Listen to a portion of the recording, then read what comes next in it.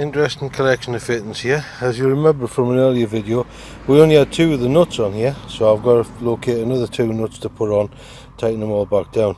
It is essential that you have all four because the stresses that this thing takes are far beyond just two nuts on there, so you need to have all four. Make sure you do. Interesting arrangement. We got a dust seal there, then we got a circlip.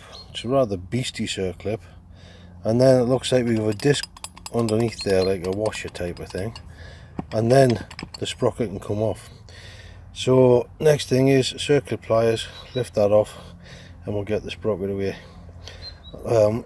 This should actually be sat into a cush drive, which should be behind here,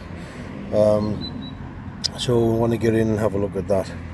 And yeah, as you can see, there's a lot of crud on this back wheel, so there's going to be a bit of a cleaning job to do here.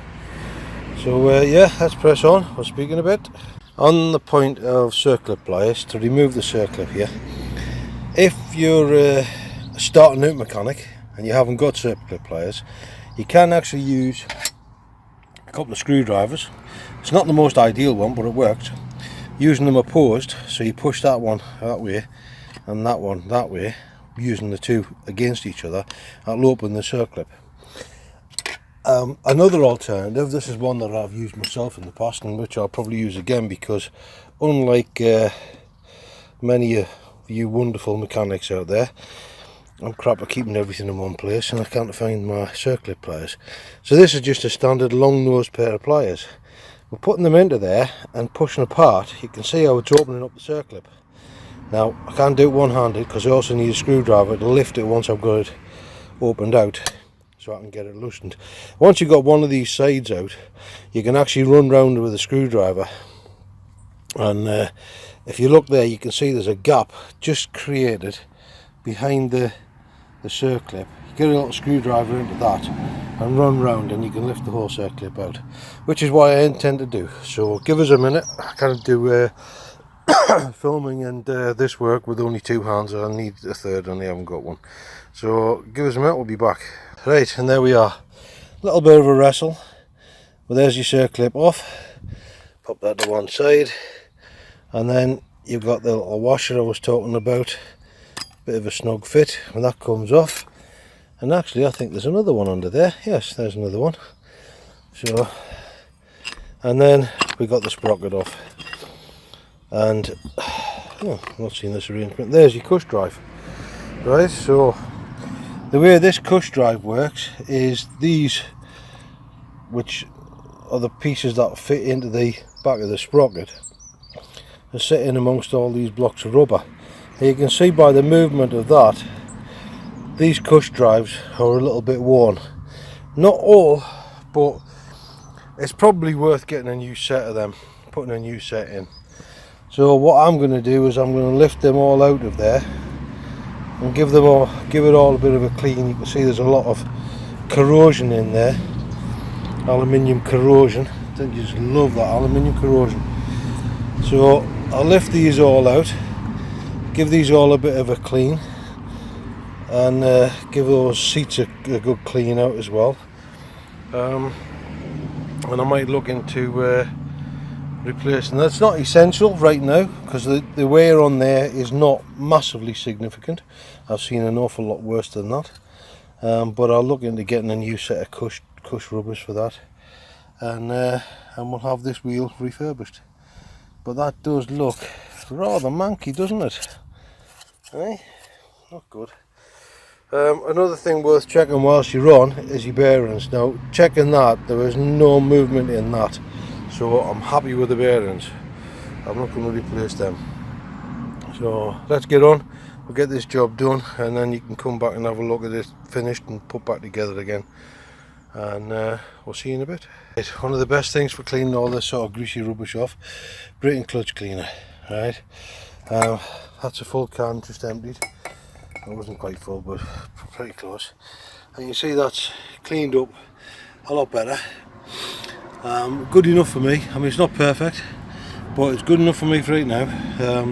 What I wanted to make sure of was to find out whether it was going to need painting, and There's an odd spot where it's more thin, the paint, but it still looks pretty presentable. A few scuffs and scratches, still looks pretty presentable, so I'm not over bothered with that. Project like this, I'm not aiming to make it an absolutely perfect job. I know a lot of people would do, but I'm not that fussed, and I want to leave something for the next guy to do. And on this side you can see there's a bit of flaking as well, so that will probably have pushed it. If I was going to keep the bike, which I'm not, I never intended to keep it. I'm going to ride it a bit, obviously. You don't do all this work for now. But I'm not going to keep it long term. This side I can clean up with a bit of WD-40, give that a bit of a polish up. And it'll look presentable enough for what I want it to be. It's never going to be a perfect job, not by me any roads. Next one might be, but not this one. And we'll just get on with it. But yeah, WD-40 is the next best in my arsenal, and we'll get on. I mean, obviously if it was going to be professionally done, painted up and everything, you'd have to go in somewhere and get a dip, because you've got to get right inside of all these sort of areas as well. Yeah, and really you'd want to get it all stripped down, get all these bolts out and everything, all the bearings, and seal all the top, take the tyre off and everything, and then cover all this rim where it's going to be polished. Yeah, and I haven't got the time or the money for that sort of job, so that's not going to happen today. So we'll push on, we'll get this next bit done, and we'll see how we get on. So there we go. It's a bit cleaner, a bit tidier, it looks a bit more presentable. As I say, it's not perfect or anything, but it's coming together. These cush drive rubbers I've cleaned up, and the little spindle, these little chunks, whatever you call them. The one thing I'll say here is aluminium corrosion nearly everywhere else you would use copper slip or some sort of grease or whatever. This is the one place that I would say no, yeah, because you got rubber, and a lot of those lubes can have detrimental effects on rubber. You can get some special rubber lubrication type stuff. It might be worth doing something, at least putting a bit of a coat on there. I don't know, I'm not a professional in that department, and there's plenty who's going to probably comment on the video when it goes up, whether yes, no, or otherwise. Yeah, but there you go, that's that back together, ready for it going. The one thing I will point out, when I was doing the other side with WD-40, this is a drum brake system. So that's your shoes that go into there, your brake shoes which go into the drum, and of course you don't want any oil in there. So I was using WD-40, and be very careful. A couple of spots maybe got in, they'll burn off and no problem, but if you get too much oil in there, you will affect your brakes. So be very careful what you're doing and that sort of thing. Alright, and we'll push on, see you in a bit. Go, all done, back together, and vindication is mine. 4 nuts, they all fit nicely, and that is vindicating me for keeping all the crap my missus keeps telling me to chuck out. Here's a bag with a load of old bolts and nuts in it, which I took off something, I can't even remember what it was now, and she says, what do you want that for? So you never know, it will come handy. And there you go, 2 nuts straight on there, job done. And now I've got a sprocket that's held back in place. The one thing to remember is when you're taking stuff off, remember how it goes back together again. I had myself all baffled at one point. I thought that the circlip should go on before the sprocket. Had the sprocket half on at the time, took it off again, and then kicked myself saying you'd have to sort it. Of course it doesn't, it keeps it on. So put it back together. So there it is, it's right back together now, ready to go. So chuck it back into the bike.